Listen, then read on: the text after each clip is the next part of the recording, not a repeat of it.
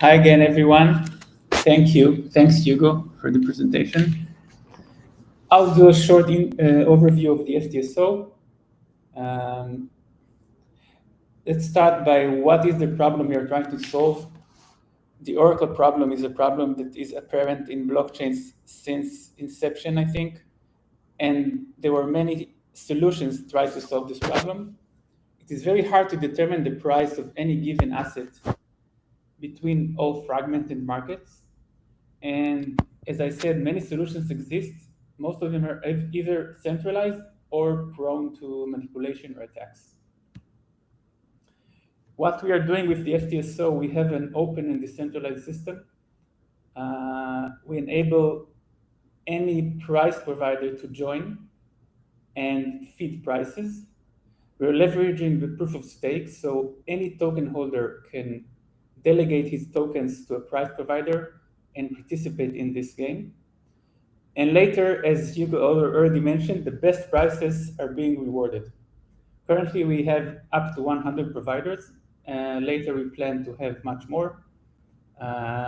So more details will follow. So here's the high-level description of the system. The FTSO actually is a set of contracts. Each price pair has one contract, which is deployed on Songbird at the moment. Multiple price providers, external providers, try to get price feeds from as many data sources as they can, and they feed prices to the contracts every 3 minutes. This is done in a commit and reveal scheme, so no one can copy prices from another provider. Per price epoch, which is 3 minutes, all the prices are calculated and a weighted median is found, and this weighted median is actually the price. Now we truncate the upper and lower quartile, and then all the best prices in the middle get rewarded. With this system, any user can participate. So any Songbird holder can wrap his tokens and delegate his vote power, meaning balance, to any price provider. Now, the tokens are never locked. We built it in a way that enables us to take snapshots of the vote power and not lock tokens. And so actually, even though it's staking, no one has to lock tokens. So it's like a great place where from the beginning, once you hold the tokens, you can already participate in the system. You can already delegate your vote power, meaning your balance, and earn rewards for doing so. This is the high-level idea. Some technical details. So we have a 7-day reward epoch. So every week, anyone can claim his rewards, wrap the claim tokens, and redelegate them. Per reward epoch, any token holder can choose a new price provider and redelegate. So if the price provider is not being honest or something happens with him, he can choose a better price provider. The price providers are capped with vote powers, so no single price provider can have too much weight in the system. And each day, around 12 million Songbird tokens are distributed in rewards. Some goes to token holders, and a bit fee is going to the price provider. Currently, as I said, we have 100 competing data providers, and we also have 3 trusted providers, which are fail-safe mechanism for this price feed if anything goes wrong, but so far, this hasn't yet happened. Now I'll hand over to Alen. Alen and his team built an amazing monitor that can enable monitoring the activity in the FTSOs and all the price provider activity. And he can show us some analytics, very interesting analytics about the price providers. So thank you very much. Hi again. As Ilan said, I'll show you some things about how FTO system evolved, some tools that we and community use, and of course some insights.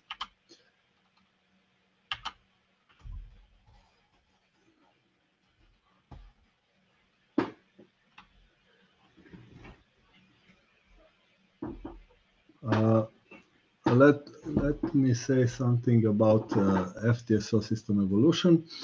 The system started with Songbird network deployment. Now we are already in the week 31, which corresponds to reward epoch 31.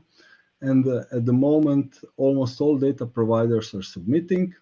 While the system was evolving, data providers were joining gradually. What we do constant monitoring and checking for possible attacks, exploits, anomalies, collusions. That's why we developed some specialized tools for ourselves, and we also share these tools with the community. Data providers are really great community, very cooperative, and we have a great channel on Telegram. There is a strong competition between them, and the consequence is thinning the reward price range, as we'll see. The prices that we get out of the system are very stable, and this is quite impressive, you'll see. And you know that the best providers are very heavily invested. They actually employ a specialized team because it's really hard competition, a lot of work on data analytics and optimizations. Let me mention one important tool by community, Flaremetrics. This analytics tool is primarily focused to people who delegate, so delegators. I would say that the most important metrics here is reward rate, which is basically a yield. Yeah. On the other hand, we have a tool called FTSO Monitor, which is not public at the moment. It's internal tool, but it's also shared with the community of data providers. And the tool is used for comparing performance and detecting anomalies and all these things related to monitoring. One insight, as I already mentioned, is that almost all data providers are submitting prices. This is a chart of, it's not quite last, it's 2 days. And we can see that we have numbers around 100. We are very satisfied with the quality of prices. Here you can see one of very liquid exchanges on Ethereum. This is the yellow line, and the blue line with dots is actually the prices we get out of FTSO system. And it's similar with other feeds, Bitcoin, Litecoin, and so on. One interesting thing is what was happening with the rewarded price range. So rewarded range, you can see it barely in this image, like some gray area around the blue FTSO prices. To get a reward, you have to be in this rewarded price range. And in this range, there is 50% of vote power weight. So this range is quite thin. This is one observation, and the other one is that if we compare the prices that we get here on the chart with exchange prices, they match pretty well with the situation about 20 to 30 seconds before the submission. For data providers, it is important to see how good they are. On the left image, we have a kind of normalized view where price from the FTSO is on 1, and the gray area is rewarded price range.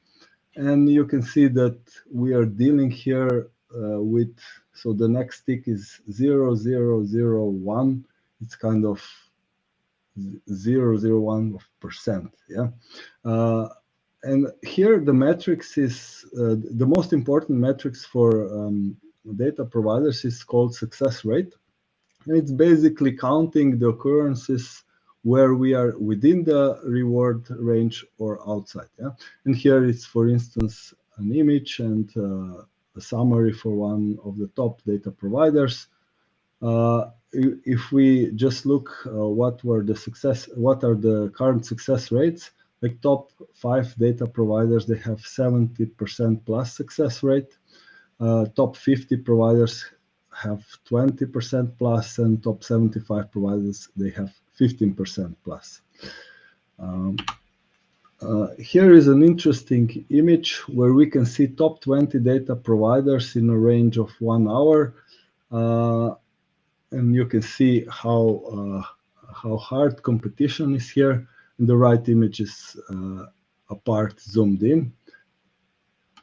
And you can see from the numbers that the data providers are competing on the 5th decimal digits. So very exact or very competitive range. One important view on the network is also what is happening during the week. Here we see traffic in terms of transactions per second and gas used and blocks produced for 1 week. And that spike, it's the end or the beginning of the next reward epoch.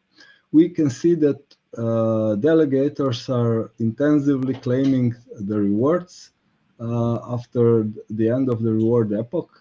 Like the traffic almost doubles for about 8-9 hours. Each dot is average of 1 hour. And this is mainly due to claiming rewards and using it into DeFi systems like Flare Finance. As a summary, we can say we are very satisfied with prices, security, and performance in general of the system.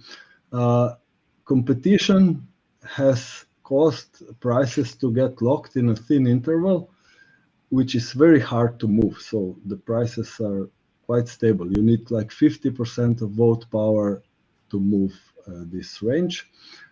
Community was very helpful. It's really nice community, I have to say. And one important thing they're helping in is detecting possible colluders. And we are planning to add additional mechanism, as Hugo said, like preventing price drift and collusion prevention mechanism.